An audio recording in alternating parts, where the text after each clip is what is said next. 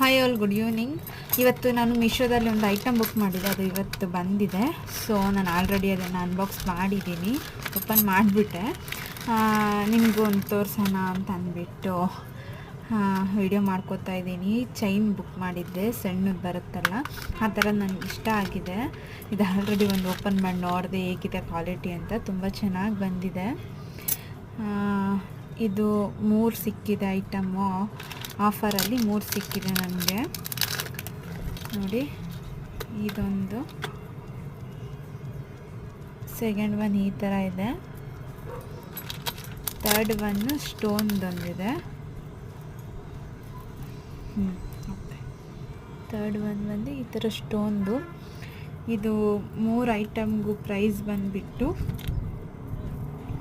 90 ರೂಪಾಯಿ ಅಷ್ಟೇ.